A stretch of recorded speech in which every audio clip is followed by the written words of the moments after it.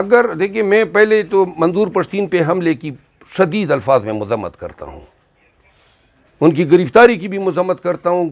کس کو حق حاصل ہے کہ کسی پاکستانی پہ گولی چلائے اور کیوں گولی چلائے؟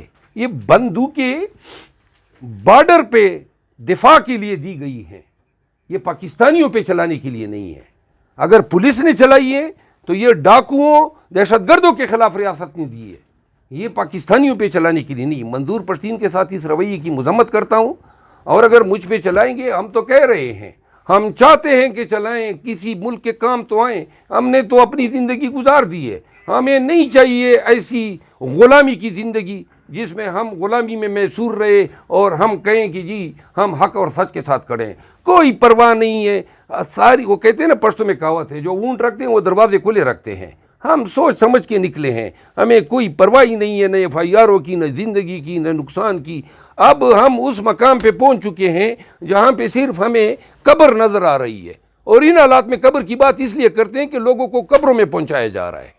اچھا بروت صاحب، ماضی میں آپ کا فارم ہاؤس بھی گرایا گیا ہے، اب آپ کو لائیو تھریٹس بھی ہیں، خود کش حملے کے حوالے سے بھی آپ بتا چکے ہیں کہ آپ کو حکام بتاتے رہتے ہیں. اللہ نہ کرے آپ کے ساتھ کوئی ایسا حادثہ ہو جائے، کس کے اوپر الزام اٹھائیں گے؟ میرے ساتھ ہو جائے نا تو وہ میں تمام اینٹی پاکستانی لوگوں پہ الزام میں پاکستان کے لیے کھڑا ہوں، کوئی میرا ذاتی ایجنڈا نہیں ہے، نہ مجھے کوئی وزیر بننا ہے، نہ مجھے کوئی شوق ہے. اور میں صرف خان صاحب کی اس کاز کے لیے لگا ہوں کہ پاکستان میں قانون کی حکمرانی ہو، یہ عدالت بے توقیر نہ ہو. یہی میری خواہش ہے. کیا ہم ہر ایک کو اچھا لگتا ہے نا بچوں کے ساتھ بیٹھے آرام سے زندگی گزارے، کسی پاگل کتے نے کاٹا ہے؟ لیکن اگر سب یہ سوچ رہیں گے کہ ملک کے لیے کون کھڑا ہوگا، تو لہٰذا، اور میں آپ کو بتا دوں نا، یہ میرا ڈٹرمنیشن ہے، اس دماغ میں یہ اب خلل پڑا ہوا ہے، یہ نکل ہی نہیں سکتا ہے کہ کوئی یہ کہے. اب وہ ڈر کے اور ان چیزوں سے بہت آگے نکل چکے ہیں.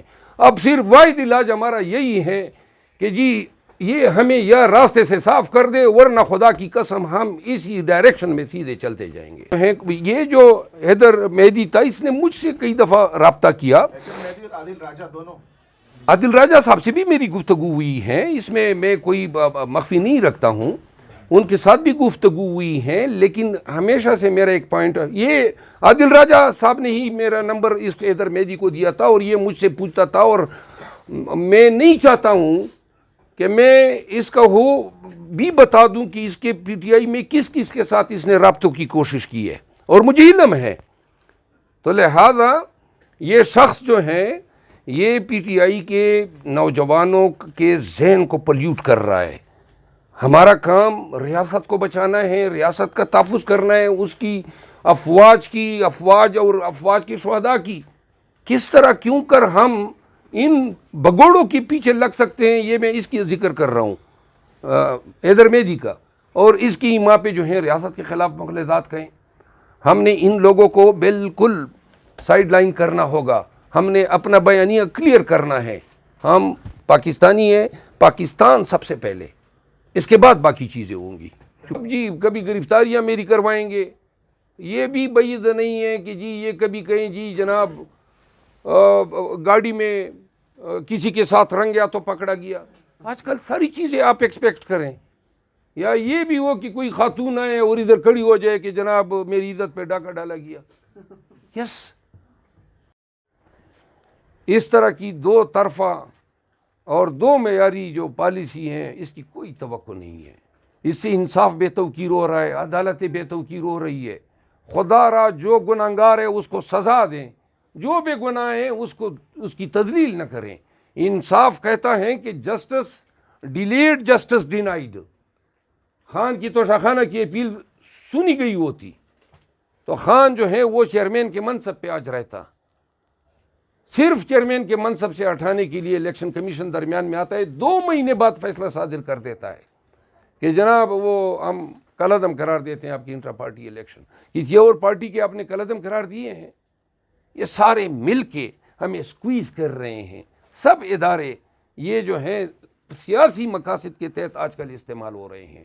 اور یہ تاریخ لکھے گا کہ پاکستان میں ایک وقت ایسا بھی آیا تھا کہ نہ کوئی ادارہ جو ہے وہ اپنے قانون کی حکمرانی کے ساتھ ٹھہر سکتا تھا، اور نہ کسی کی جرت ہوتی تھی کہ کوئی حق اور سچ کے لیے آواز اٹھائے.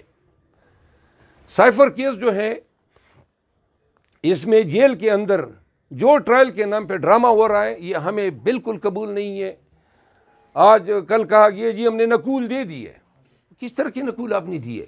ہمیں عدالت میں لاؤ, عوام کو دکھاؤ. آپ ہم پہ الزام لگا رہے ہیں کہ ہم نے